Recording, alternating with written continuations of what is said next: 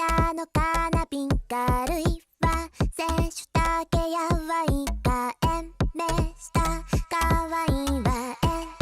波の上広い飲むのは中毒患者広い空なのに奇妙な予感だそうか簡単だ船長を決めてなかったんだそれが団結的な要因かタフ目線今5人だ候補はこれで全員か3人休養でいいかうちは姉妹会場だ奪い合いなん会場だパステクが理想さみんな自分に入れるかそうか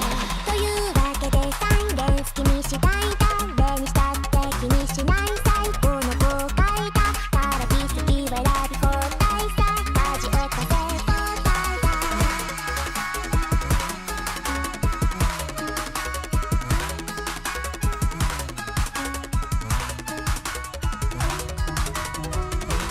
Please Mr. Silence アドしてアドしてレベルの枠にしたいないお願いチューズお願いチュ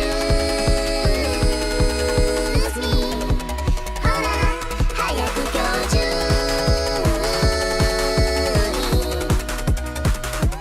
お願いチューズチューズ君が今日選んでくれないと何もできない感じてるそろそろ天体地大事なもの探しに行かない大な夢の旅し世界に君がいないと意味なんてない考えてくれないと心配に感じちゃうんだこんなとこで迷ってるといけないよ絶対に